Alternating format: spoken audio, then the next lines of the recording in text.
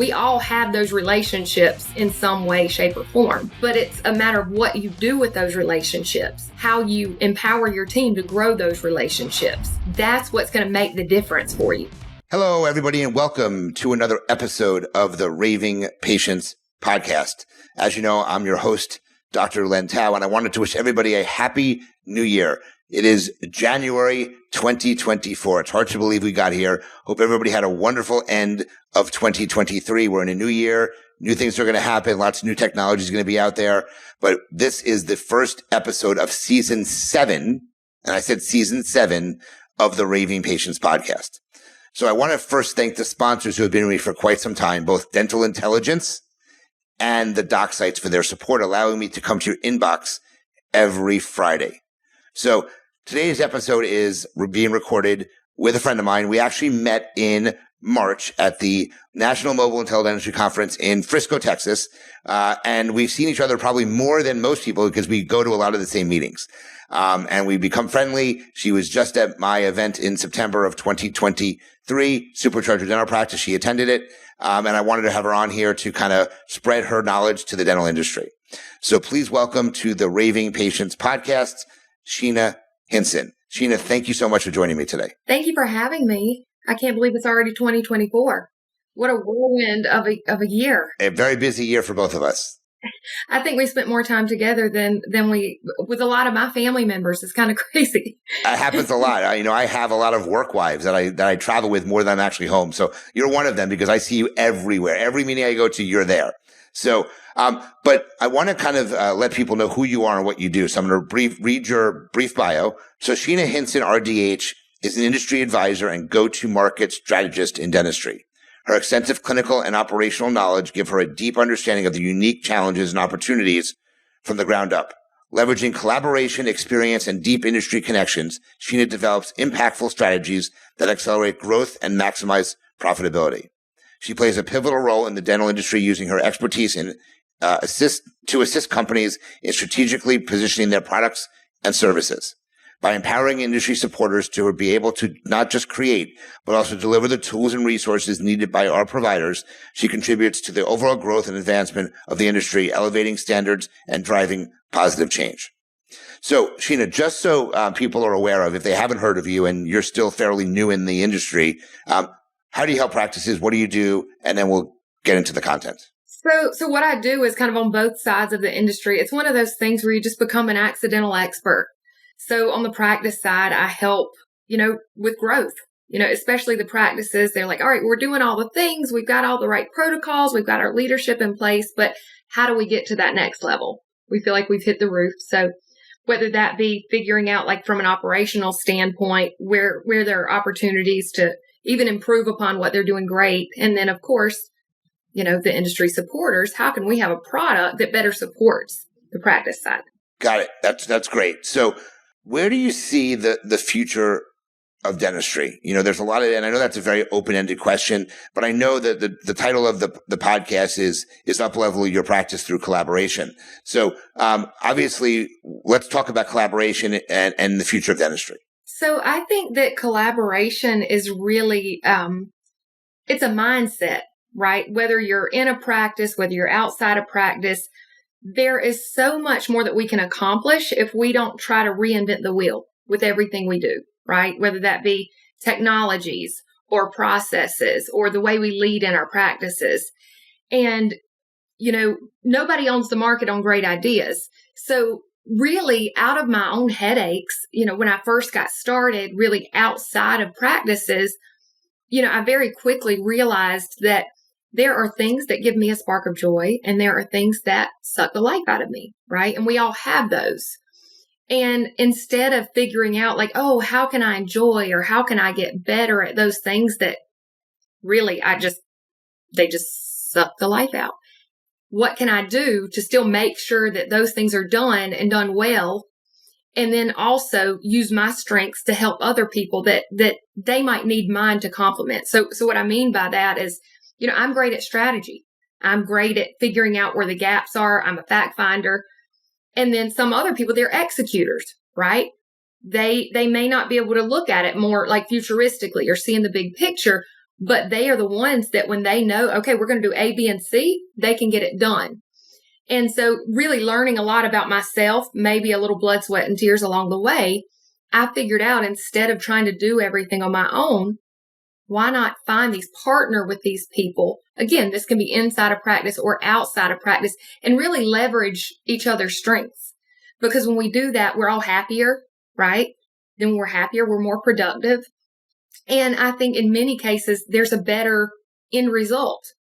So if it's in a practice and you've got a leadership team, we all learn a lot about each other in those circumstances. So figure out what they're great at and then share that with the rest of the team. Don't go it alone.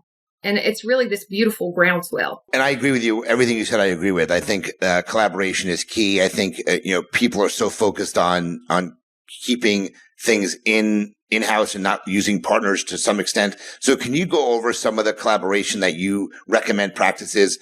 And I want more of the outside the box thinking here, because dentists are going to be listening to this. Team members are going to be listening to this and they're going to say, how can we collaborate to do a better job? So can you discuss some of the things that you normally talk to practices about? I think one of the main things in a practice is to remind yourself when you hire someone, right? You hire them not because they just checked off boxes. There's something in some way, in most cases, hopefully, that's remarkable about that person, right? What is it that they are great at? And when you hire someone, you've trained them to a high standard. You know that there's accountability, there's trust there. Empower them to take that and to own it. So basically, don't hire someone with great ideas just to keep them quiet and tell them, like, to micromanage, right? So when you do that, figure out what fuels them, right? Give them that ownership. So whether it's training. So one thing, that's a big thing. We're like, oh, well, this person has to do the training, or this person has to do OSHA, or this person has to do new patients. Figure out what fuels them. Figure out what comes to them more naturally. And then if it still makes sense, from an operational, from a profitability standpoint, leverage that. And you're going to get such a bigger impact. So don't hire these brilliant minds just to constantly, put your hand up. Like, no, that won't work for us. We don't do that. We're not that type of practice. Well, the fact is do you want to just continue to be the type of practice you are? And that's where I see so many. They're like, oh, we're different. And you probably know this well, Lynn. Any practice you go into, well, what sets you apart from other dental practices? And what do they all say? Customer services. Yes, the relationships we have with our patients, and there's trust and this and that. And it's not to negate those relationships, but the fact of the matter is we all have those relationships in some way, shape, or form. But it's a matter of what you do with those relationships, how you empower your team to grow those relationships.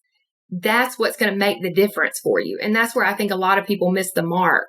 Or they, when we talk about training in dental practices, most offices, well, what are you doing for training? Oh, we do OSHA. We go to the dental society meeting once a year. What are you really doing to up-level your team?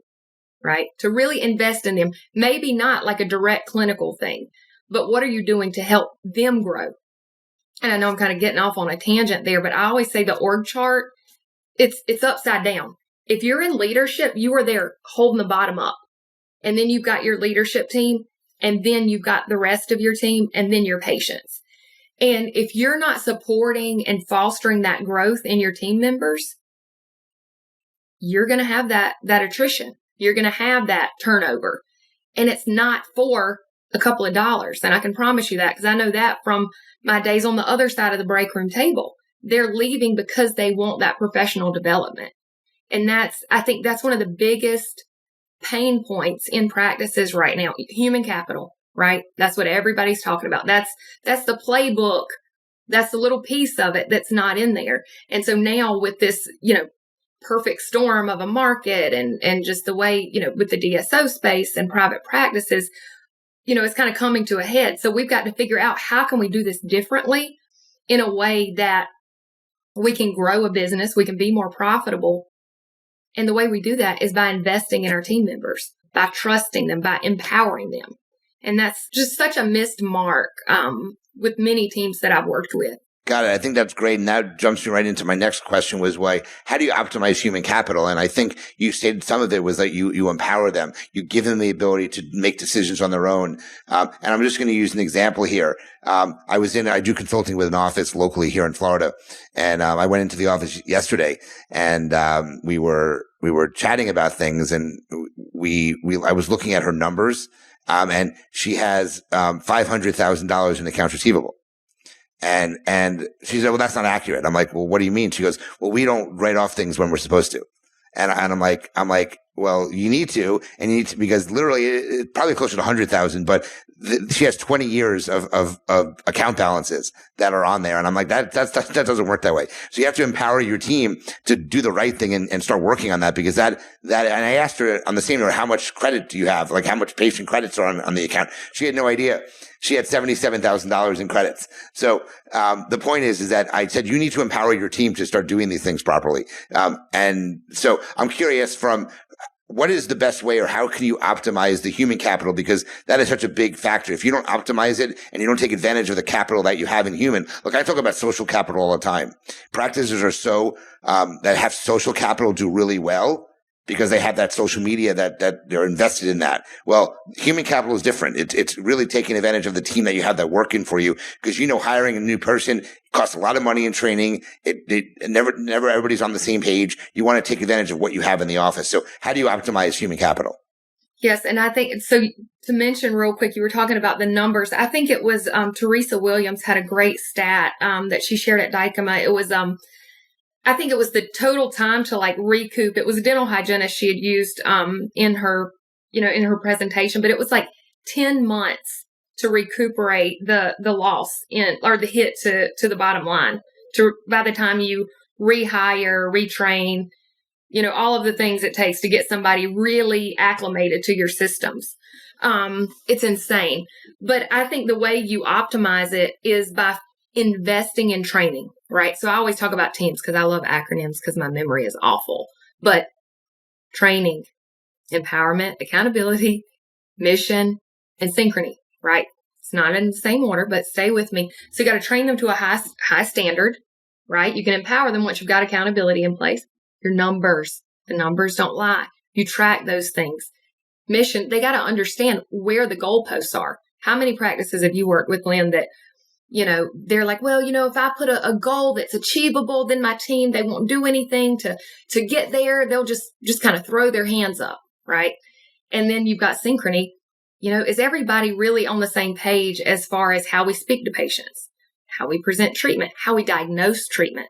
One of the craziest things every single time I do a diagnostic calibration with a team is how different everyone is. And same thing, you go in and they say, oh, is everybody on the same page with this? The way we treat, from a restorative standpoint, when a doctor recommends a crown, when, the hygiene department, their periodontal therapy recommendations. And then I pull up those numbers and there's a big gap there. So figuring out, making sure everything's aligned and then communicating, again, as leaders, really investing not just money, but time. So having that time where you're sitting down and you're asking them, what makes you excited to come to work every morning? What is the thing that you dread most about what you do? What can I do to support you, to help you grow? Whether it's inside the practice, outside the practice. And when you do that in a genuine way, and you really, they know it's genuine. This isn't something that you can just do one time around and all of a sudden really have that depth of a relationship. But whenever your team realizes that you mean that, it is just fascinating to watch, how they get all in and really want to grow. Figure out what their passions are, even outside. If they love Dave Ramsey, find them an opportunity in procurement. If they, incent them on the difference. If money's an issue, there are so many creative pathways. Or in hygiene, if you've got one hygienist that it just stresses her out when she sees new patients. She gets frazzled, but say she loves, periodontal therapy, or she loves, all on X maintenance. If you can still make the numbers make sense and accommodate those things, why wouldn't you? And I think that's one of the boxes that we need to step out of in dentistry. Because the playbook that we've been using for a long time is just not working. And I think when you do that, you set up the right incentive systems. It's not an either or. I think there's a beautiful hybrid that can be a win for profitability and also for the team members that can. I've seen some really remarkable growth. It's like, okay, well, I pay my team to do their job. Right. But why not incent them to do even more whenever they feel like they're just done for the day and they know that, hey, you know what? This could pay for my kids' soccer lessons, or not lessons, but like all these things. They're going to put forth that effort when they feel like they don't have it. So it's not just because people want to get paid extra for doing their job. And I think those with that mindset are the ones that are probably having the bigger attrition issues. The ones that are like, my payroll has to be at 25% or whatever percent. But it's like, would you rather have payroll at 25% on $1 million practice?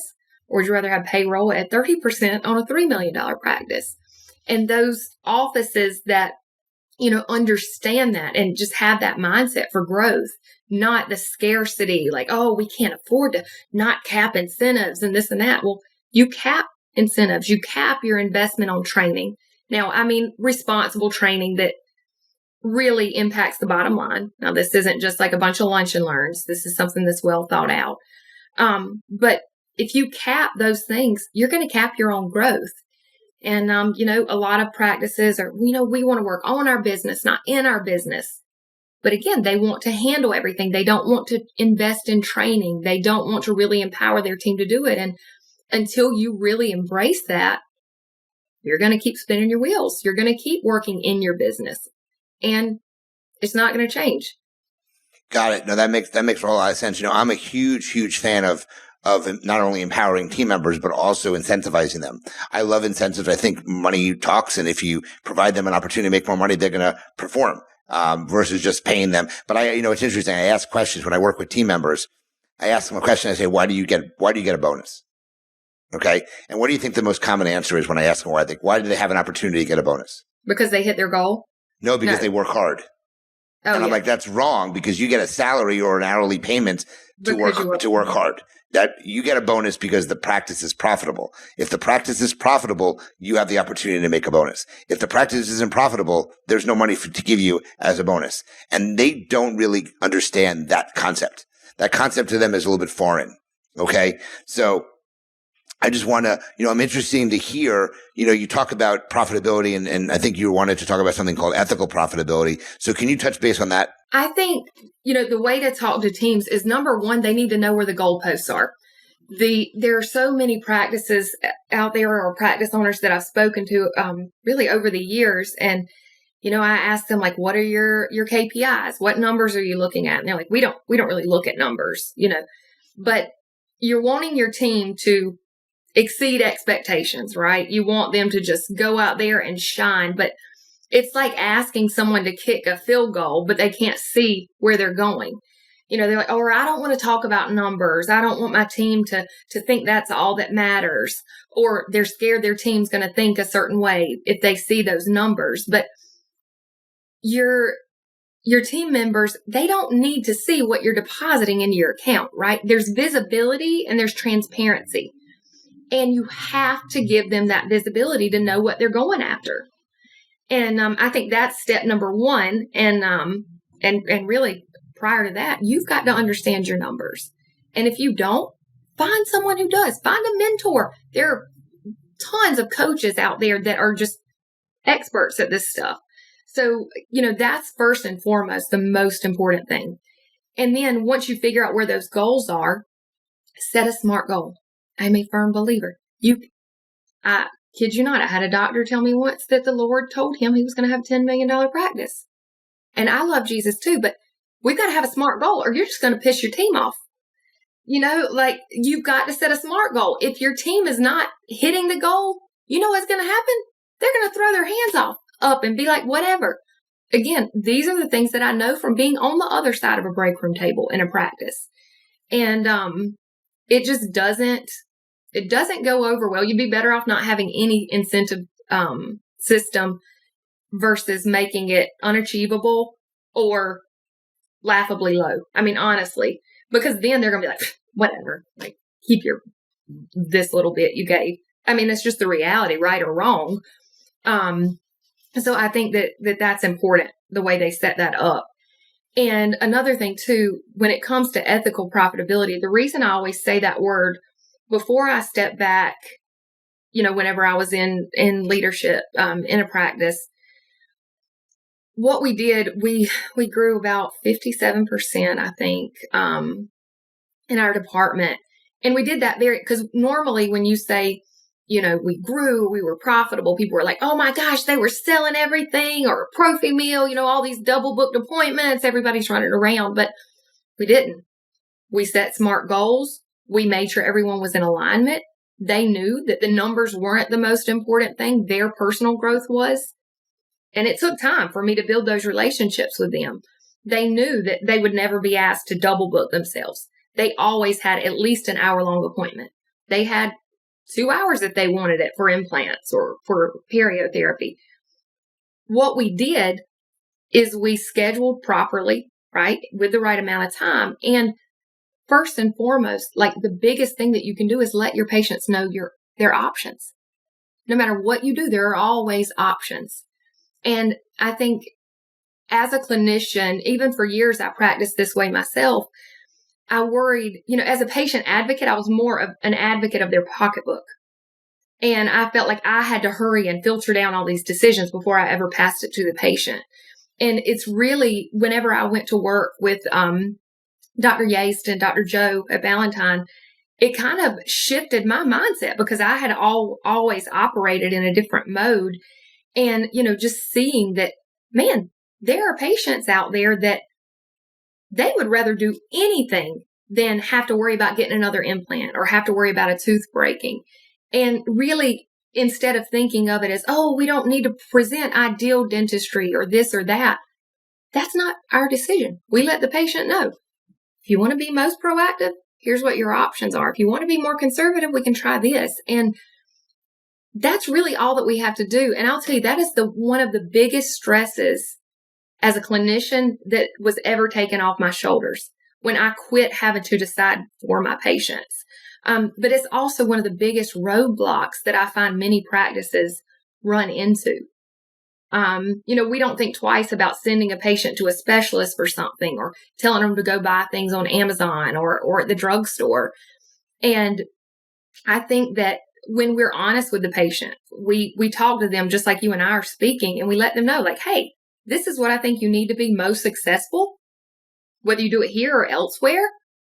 This is it. And I think that really, combined with the team with the right mindset, working together all in unison, making sure the schedule's right, making sure we're supporting one another, and really just keeping our eyes on the numbers, not because the numbers are the most important thing, but the numbers are that constant, right? It's facts over feelings. And we looked at that very just objectively. And when we talked about goals for each team member, and this is a big, big thing, whenever they sat down with me in our one-on-ones, it was never, you haven't hit this benchmark. You haven't you set this goal for yourself. What's happening? It's, how can I help you make it better? What other team member do we have that's excelling at this that we can maybe go learn from what they're doing really well? How can our strengths complement one another? And I think when you really foster that culture, it fascinates you. And that's really what does it. It's these small, very consistent changes that make just the biggest impact. Got it. No, that makes a lot of sense. I'm curious, you were not able to attend the first day of my session, but I talked about SMART goals. I talked about a lot of the things that you just mentioned in my opening remarks at my own meeting. But I'm curious, one of the things I talk about a lot is marketing, and I talk about investments in marketing versus expenses. So, one of the things you wanted to talk about was investments versus expenses in marketing, strategy, and branding. So can you kind of give your thoughts on that? Yes. So as you know, Lynn, there are definitely a multitude of ways you can market your practice, right? Obviously, you need a nice high conversion website. You need to make sure that, you've got organic SEO. And if you're doing Google ads, make sure it's a well-run campaign by a company that can show you kind of where they stack up against the industry. And then from a branding standpoint, understanding, from day one, what you're trying to accomplish, what kind of practice you're trying to build. And I think branding goes beyond just patient facing, right? With all the human capital problems we're seeing right now, or headaches rather, how are you branding your practice to prospects, right? Do you really, are you going to have a culture? That's such a buzzword now. And so many practices have an illusion of culture. And I think that that's something that you really need to decide early on. And as you're branding, as you're growing that, establishing, hear the voice of your team. Let them be part of that. Don't feel like you have to figure it all out. Again, leverage their strengths. Work with them collaboratively. Sometimes, yes, you've got to be direct. You've got to have the hard conversations, all those things that fall under, ownership and leadership. But always keep that open space to where they can come to you. Keep that constant, that open conversation to where they don't feel like they've got to come and bring up something and the awkwardness. Create that brand, that culture of just openness, of just constant, never-ending improvement. It sounds so cliche, but they need to know that, hey, I don't want just you as my team to grow and get better. I don't want just the practice and the numbers to grow and get better. I, as your leader, I want to grow and get better. And make sure that they know that you mean that. When you have those one-on-ones, say, how can I support you better as a leader? And really, as you're doing your brand, keep that in mind. What do you want to have? Don't think it's not all kumbaya and, it's got to be authentic, right? Like, how many of those practices have you been in, Lynn, where everybody's like, yes, we have the best culture. And it's like, if you have to say culture every 5 minutes, you probably have more of what I call an illusion of culture. That's true. So I think that's important. And then, with your branding and marketing, there are a lot of opportunities out there, even national media stuff that we've got clients that we work with that, they may get on the Today Show or they may get on local news. Make sure that you are being very strategic with those opportunities. Even if it's something local in your community, leverage those things. Make sure you're getting it out there. Don't just put it on your website and let it just sit. Use that. Use time with your team. Use, when you do your retreats, whenever you do, any sort of investment of time with your team, put that out there. Again, that is building your brand because that's important to a lot of patients. They come in and they're like, oh man, they've changed up everybody up front again, or, they notice those things. So make sure that you're leveraging it not to be just an expert at what you do, but at what you're building and what you've built as a team, because there are a lot of amazing clinicians out there that just aren't really good at marketing and branding themselves. And then there are a lot of really lousy clinicians out there that are experts at it, so just make sure that you're being wise, with those opportunities and really looking at the metrics. Make sure you're tracking, how your Google ad campaigns are going. Make sure you're measuring where your new patients are coming from. Because that's one of the bigger gaps. And I'm sure you can attest to that, Lynn. They don't know. And there's just burning money, throwing it out there for ads, and just be wise with those things, because I would much rather you take that and invest it into some sort of training for your team than just burn through it on the outside. Yeah, if you don't know what you're getting from an ROI perspective when you're working with these marketing companies, you have to learn or you have to cut bait, because you're probably not as successful if you don't know that. You can't just set up a marketing campaign and then expect it to work on its own. But I will say marketing is an investment, not an expense. And it's just something you have to do to grow your practice. It's a requirement, but it has to be done properly. That's really what it comes down to. Yep. So, well, and a lot of people, they're like, we don't want to spend a ton. We've never really had to market a lot. Well, you want to grow now, so you're going to have to figure it out. The successful practices, they are investing, and now they are multiplying their investment too, but they're spending money on it. And I think it's important to know, like, okay, do you want to be the next level? You're going to have to do your part, right? Whether that's training or marketing or, technology, whatever it is you need in there. It's not just going to keep doing it the way you always have. It's going to keep sailing through the way it has. Got it. So we're running out on time, so I want to give you the opportunity before we go to our couple of minutes of Q&A. Is there anything else that you don't give your contact information yet, but anything else you wanted to touch base on or have a final say with on the stuff we've talked about? Oh, goodness. So just make sure in all this, whether we're talking about like your team members, your practice performance, your marketing performance, make sure that you always tie that to some sort of number, right? Those conversations are tricky. If you need help, like I'll help you. A lot of times it's how to say it.